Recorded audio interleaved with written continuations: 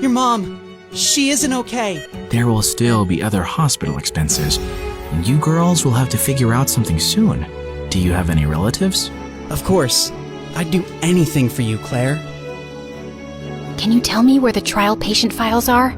When we visited Mom next at the hospital, I was able to slip away and retrieve Mom's file and another patient's who was receiving the drug. That night, Meredith and I used every Photoshop skill we had to make duplicate copies, complete with the hospital's seal and everyone's signatures to ensure that Mom was the patient chosen for the treatment. And the next day, I slipped the files back in. I knew what I'd done was wrong, and I'd broken at least 5 different laws. But as I walked away, I didn't feel like a criminal at all.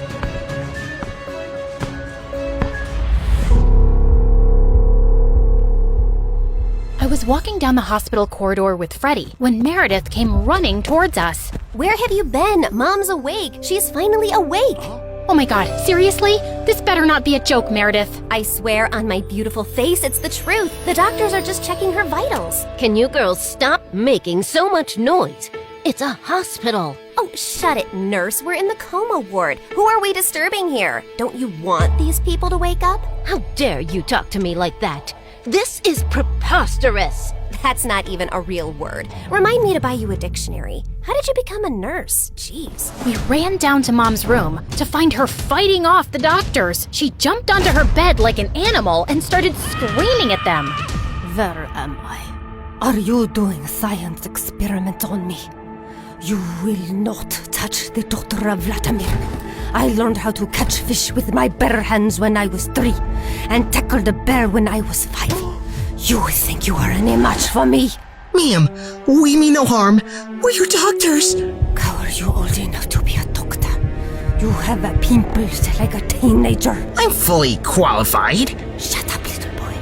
Tell me where I am before I take your eyeballs out and play bubbles with them.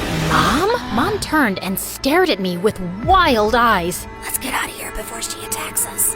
For once, I agree with Meredith. Who are you? And what did you just call me? Hey guys, the last time you saw me, I was walking down a hospital corridor after switching the clinical trial files. That was 2 years ago, so let me get you up to speed on everything that's happened since then. Mom entered the clinical trial, and her tests started showing signs of progress, but she didn't come out of her coma anytime soon. Freddie tried to help us, but Meredith and I had to learn to manage on our own. And it turns out, there's a lot you can steal from a hospital. We never had to buy toilet paper or cleaning supplies again. And we always had endless cups of pudding and Jell-O. Meredith, is that diaper cream you're putting on your face? A girl's gotta moisturize. It's very hydrating. My face is as soft as a baby's butt. What did you score today? More useful things like new bed sheets, pads, towels, and batteries for our TV remote. Time for our show and more Jell-O. Woohoo! But we still needed money, and after high school, we went back to our conning ways. I always pushed away the guilt and justified it to myself with things like, we needed the money, we had no other choice. But I have to admit, I also felt a thrill every time we outwitted someone and got away with it. It started out small, like hitting venues of concerts and games in different cities and selling fake tickets to desperate fans, hoping to get in at the last minute for twice the regular price. By the time they figured the tickets were bogus, we were gone. Or going to the American Idol audition venues and convincing hopeful contestants that we were part of the TV show crew and we'd get them through to the next round if they paid us a little money. Then, we set up an Instagram matchmaking business account with tons of fake success stories. We were getting booked for our services by loads of women. We'd always meet at the client's house in disguise. What is this exquisite dessert? It's like a cloud melting in my mouth. It's a Japanese cheesecake, delivered fresh every day from Japan. You are just the kind of people I like. Ow! Let's get down to business, shall we? Wow, I mean, this cake. Yes, business. This is your daughter? Oof. We know she's a bit plain. And she's 6 feet tall? With that face? Is her case hopeless? Oh no, we've dealt with a lot of uggos before. Believe me. Ow! What my partner means is, There's someone for everyone out there, and we're experts at making those two people meet. We'll need a small advance, and we'll bring you a portfolio of suitable bachelors in a week. You'll be the mother of the bride soon, watching your little giraffe walk down the aisle. Sounds good, right? Make that check to cash, please. Can you also pack the rest of this cake? We'd take the advance, keep in touch for a few weeks saying we were gathering options, and then disappear. Of course, people soon started commenting on our page, calling us frauds and reporting our account, but we made a good amount while it lasted. We tried out a wedding planner service next. That's a gorgeous cake, but it's so expensive. But it goes so perfectly with your pink and white theme. Also, we're planning to order 2,000 pink and white roses. And an ice sculpture for the reception area. How much will all this cost? You can't put a price tag on happiness. Daddy will have a heart attack. He's gonna have one anyway. I just saw him eating a block of cheese. Why should that stop you from having the wedding of your dreams? Really, you deserve the best on your big day. Okay, I'm sold. Let me write you a check. When that went bust, we became travel bloggers and influencers. With our huge number of fake followers, we managed to get into the best hotels for free as long as we wrote a review. When I'm rich, I will buy a hotel and live there. They have the best beds. Room service? Yes, we'll have 2 lobsters, 4 sushi platters, 2 beef burgers with fries, the prawn tempura, the fish tempura. Okay, anything with the word tempura. And why don't you bring up the entire dessert menu? Thanks! Of course, none of these businesses lasted too long, and we were always on our toes, traveling from place to place, changing disguises, trying not to get caught. The only person who had any idea of our activities was Freddie. But whenever we went back home, he was always happy to see us and never asked questions. 2 years had gone by like this, and Mom was finally awake, except she didn't remember being our mom. Now, we had no chance to ask her about the fake IDs and laptop we'd found, because all she seemed to remember was her childhood in frickin' Russia. We showed her pictures of us together, and the doctors explained that she'd lost most of her memory, and they were unsure if she'd regain it. Oh, my girls. I am so sorry I don't remember anything about you, but I feel a connection to you. As strong as the frost on my toes, walking barefoot in snow, and as sweet as the smell of my grandmother's honey cakes, and as deep as the violet skies of Siberia, and... Yeah, we get it, Mom. We love you too. As the 3 of us sat in a cafe later, I was still trying to process everything when I saw Meredith had a faraway look on her face. I know that face, Em. What are you planning? Oh, nothing. Just thinking how excited Arthur will be when he finds out Mom is awake. You're talking about our neighbor, Arthur? Yeah, he's been visiting Mom every week for 2 years. He's always been in love with her. He'll be happy, but she won't even remember him. That actually works in his favor. Mom always found him irritating. What are you saying exactly?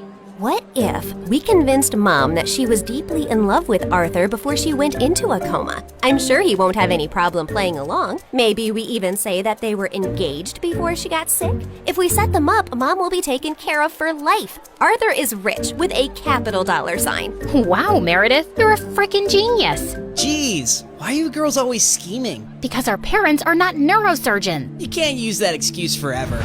Watch me. Like we expected, Arthur immediately agreed, and we got to work. We photoshopped tons of pictures of Mom and him, and soon he even turned up with a giant emerald ring. You chose this Russian emerald ring from an antique shop where I proposed to you. Oh, it is so beautiful. I wish I remembered all of these moments. But I do feel a connection to you, as strong as the smell of lavender on a Russian summer breeze, and as warm as Papa's fur coat, and as comforting as a bowl of kidney pickle soup, and... Kiss her, now! As Arthur and Mom kissed, Meredith and I walked out of the room and burst out laughing. We laughed till we almost peed our pants. Oh God, my tummy hurts. Are we doing the right thing? Fooling Mom? She's no fool. She asked me how rich Arthur is yesterday. Now she feels very connected to him. And within a month, Mom was walking down the aisle in a grand wedding in Arthur's garden. Of course, Meredith and I had made all the arrangements and totally overcharged Arthur. I promise to cherish and to love you forever, and follow you to the ends of the earth. We will go to Russia and start our new life there in the lovely house you have bought me as a wedding gift. And yes, I will cherish and love you and whatever, etc., etc. Now you may exchange rings. Did you just hear what I just heard? Are they moving to Russia? That can't happen. Is it too late to object to this wedding? Shh! You guys are ruining the ceremony. What's wrong with you? Are you a moron? You know she can't go to Russia. Why not? She's Russian, isn't she? Oh yeah, she shouldn't go to Russia. Hold it, everyone! Sorry, Mom, but you can't go to Russia. Oh, sweetie, I will take you girls with me, don't worry. We're taking them with us? No, no one's going to Russia. Can we, discuss this later? You're ruining the moment. Arthur, shh! Listen, Mom, we need to talk. As I got up to talk to Mom, I tripped on my dress and crashed into this big cage holding 100 pigeons, and they all started flying off. This was supposed to be for after the ceremony! But suddenly, those pigeons turned vicious and came back to attack everyone. They clawed at people's hair, poked them with their beaks, and pooped everywhere. As the guests ran around in chaos, someone slammed straight into the wedding cake. Meredith and I grabbed Mom's arms and dragged her home. What is wrong with you two? There's something you need to know, Mom. Meredith and I ended up showing her all her fake passports, IDs, and the laptop, and she was stunned. My name is Alexei, and none of these IDs have that name. Mom, we don't know who you really are or why you left Russia. What if you were a spy or some sort of criminal? What if you're wanted in Russia? If you go back there, you might get arrested or worse. Apparently, many years ago, some bad people were looking for you, and we don't know why. You have to stay here and keep a low profile. But I want to find my parents and see my home. It's all I remember. You can't risk it. Not till you get your memory back. Or we get someone to tell us what's on that laptop and figure out who you are. We're sorry. We hugged Mom as she cried, then fixed her makeup and returned to the wedding. The pigeons had left, and the guests were leaving too. Stop, everyone. The wedding isn't over yet. And Arthur, Mom wants to move to Hawaii instead. From the top, people! Arthur was very confused, but they finally got married. Later, as everyone moved towards the dance floor, Freddie asked me to join him. So, now your mom is well and you have a rich stepfather. What are your plans? I like traveling around with Meredith. Maybe I'll do that for some time. There isn't any reason to stay here anyway. Ouch. Why don't you just hit me with an axe? Of course, there's you. I can always come visit. That's not good enough, Claire. Look, I have to say this now. I've been in love with you since...